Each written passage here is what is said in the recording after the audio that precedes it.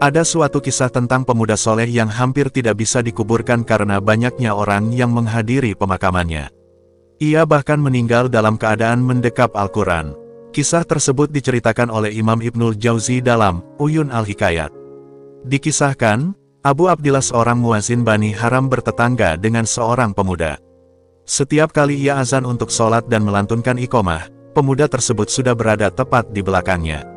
Ketika ia sholat, pemuda itu pun ikut sholat. Setelah itu, pemuda tersebut memakai sandalnya dan masuk ke rumah. Saya berharap dia berbicara kepadaku atau meminta suatu keperluan kepadaku, ucap Abu Abdillah. Pada suatu hari, pemuda tersebut berkata kepada Abu Abdillah, "Wahai Abu Abdillah, apakah engkau mempunyai mushaf yang bisa saya pinjam, agar saya bisa membacanya?" Abu Abdillah pun mengeluarkan mushaf Al-Quran dan memberikannya kepada pemuda itu.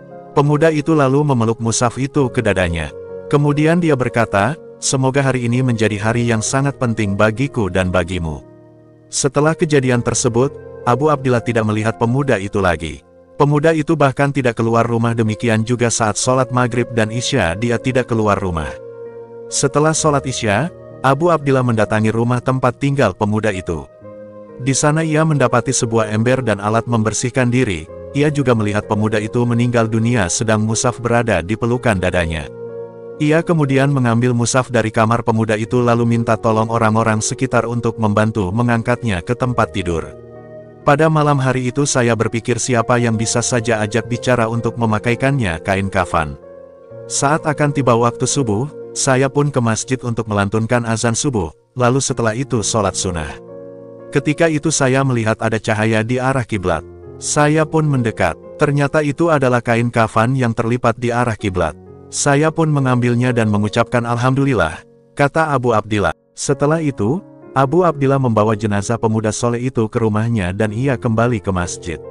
Selepas sholat subuh, tepatnya saat salam menengok ke kanan, ia mendapati Sabit Al-Bunani, Malik bin Dinar, Habi Al-Farisi, dan Soli Al-Muri di sebelah kanannya.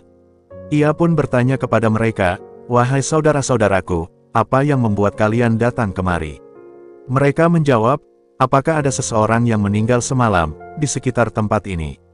Ia menjawab, "Iya, ada seorang pemuda yang meninggal malam ini, yang biasa sholat bersamaku." Mereka berkata, "Perlihatkanlah dia kepada kami." Begitu mereka masuk melihat jenazahnya, kata Abu Abdillah, Malik bin Dinar membuka penutup muka jenazah pemuda itu kemudian mencium dahinya di bagian yang biasa ia gunakan untuk sujud. Setelah itu, Malik bin Dinar berkata, "Demi ayahku, engkau wahai Hajjaj, seringkali jika dikenal di suatu tempat, engkau pindah ke tempat lain yang tidak mengenalmu. Bawalah dia untuk dimandikan." Abu Abdillah melihat masing-masing dari mereka membawa kain kafan seraya berkata, "Saya yang akan mengafaninya."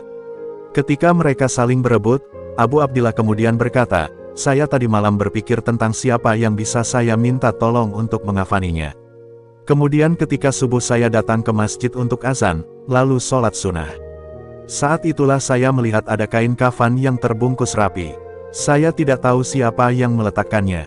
Mendengar hal itu, mereka berkata, "Jika begitu, kafankanlah dia dengan kain kafan itu." Akhirnya pemuda tersebut dikafani dan dikeluarkan untuk dimakamkan. Menurut kesaksian Abu Abdillah, dia hampir tidak bisa membawa jenazah pemuda soleh tersebut untuk bergerak ke kuburan. Sebab, banyak sekali orang yang menghadiri pemakamannya. Masya Allah, semoga bermanfaat bagi kita semua. Mohon bantuannya dengan like dan subscribe. Terima kasih.